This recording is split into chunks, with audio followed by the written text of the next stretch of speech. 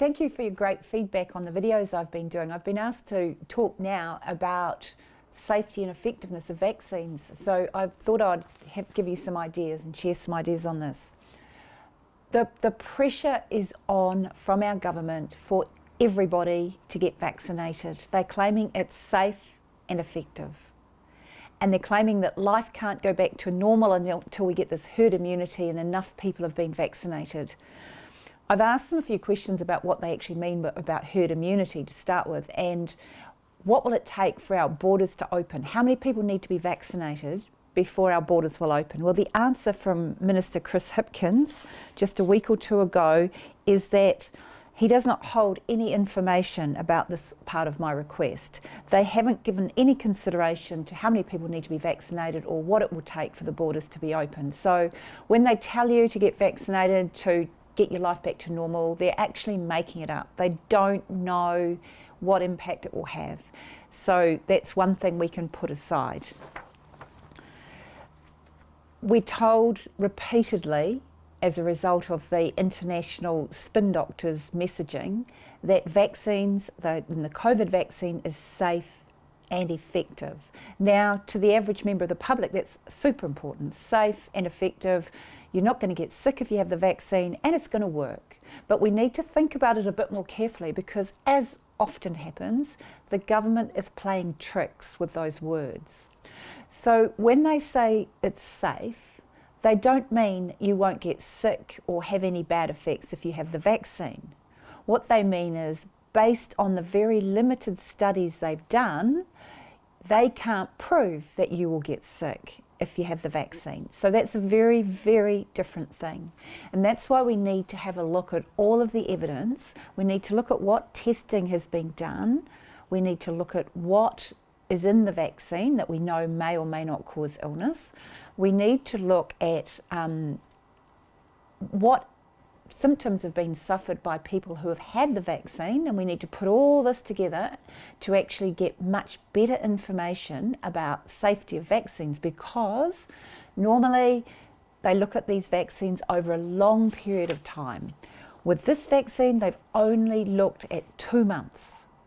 They've got no idea what the longer term effects will be after 2 months, and they've only looked at it on a very small sample of people, not on the millions and billions of people that they want to inject around the world, but only on a very small handful of people. And they haven't done the human studies, what they would normally do, the human challenge studies, which are where they first of all give you the virus itself and see how much virus it takes for people to get sick. And then they give you the vaccine and they see how much vaccine it takes for you to get better and how effective the vaccine is for making you get better, because that's the only way they can link the virus and the vaccine. Otherwise they're just guessing, and there's quite a bit of speculation about whether the SARS-CoV virus is actually even what is causing the symptoms in so many of the people who have been reported as dying from, quote, COVID. There's a lot of speculation that it's fact that the number of cases of flu have almost disappeared and been now reported as COVID.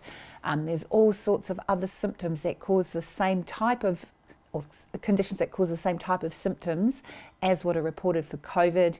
So we haven't got that very basic information to show that the virus that they think is causing these symptoms is in fact causing these symptoms, and in all cases, not just in some cases. The human challenge studies, I've got a report here from October 2020 where there's some expert comment on the need for COVID-19 human challenge studies, so that they want to know what symptoms people will get if they use the vaccine and then are exposed to COVID. Will it stop them getting sick? It's the only way of really testing for sure in humanity as opposed to in the laboratory, and we all know things can go wrong in the laboratory. So that was in October. They were talking about whether or not they needed to do it. I found another article in January, the end of January, saying that in England they were thinking about doing some human challenge studies. So that was just a month or so ago. They haven't actually done those studies, and that was in England. They haven't done any at all, of course, in New Zealand. So we actually don't have any really clear evidence about that this SARS virus causes COVID or that the so-called vaccine cures it. All we've got is this, based on laboratory studies, that they think that you're less likely to get sick if you have the vaccine, and they don't know whether it will then stop you transmitting it to other people. And that's, of course, a huge one, because if the vaccine is not stopping you transmit, then how can it be effective? Isn't that what the whole purpose is? Isn't that why people are being bullied to have a vaccine for the good of society? Because if the only concern is the effect on them, well, surely it's 100% up to them. If the concern is that you might be a carrier that might spread to other people, well, don't worry about the vaccine, because they don't know if that makes any difference or not anyway. It's irrelevant.